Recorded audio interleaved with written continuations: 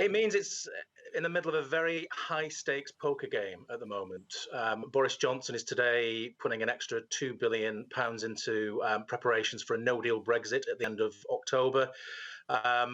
He's trying to look down the barrel with the European Commission and to see if there's any wiggle room that he can get rid of the so-called backstop, the guarantee that there'll be no hard border on the island of Ireland. Of course, this is a massively important and contentious issue, given the history of Northern Ireland in the last 50 years. Maintaining a frictionless, open border is something that everybody in British and Irish politics wants to see happen. Unfortunately, the government's Brexit policy makes that very, very difficult. So we're in a kind of a very strange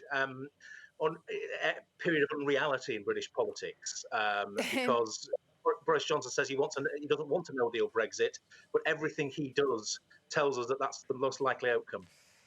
Indeed, and you mentioned, of course, that backstop. The EU has said it will not be budging on that, and Ireland has, of course, said the same. How likely do you think are they to give in between now and the 31st of October?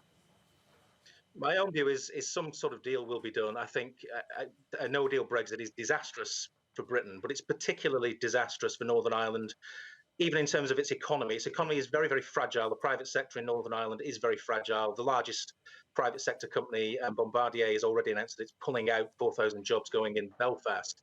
So it doesn't take much for Northern Ireland to be wiped out economically. And it may be very difficult as well for Southern Ireland, but it will be much, much worse for Northern Ireland. So I think there'll be an attempt to try and do some sort of a deal. Theresa May's withdrawal agreement obviously didn't go through the House of Commons on 3 occasions.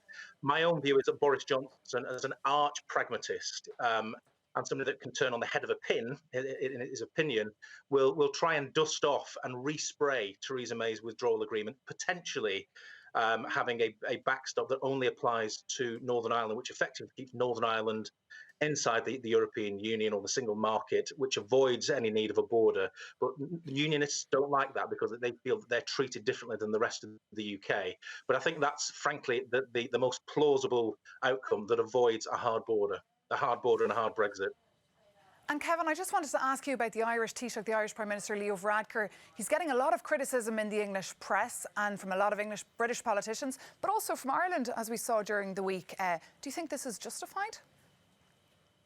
I think the position of the Irish government, which has a lot of support from the other parties in Ireland, which is quite unusual, is an entirely logical position. I mean, Ireland doesn't want to inherit a mess because Britain has decided to pull out of the European Union. 56% of people in Northern Ireland want to stay in the European Union. 63% of Scots want to stay in.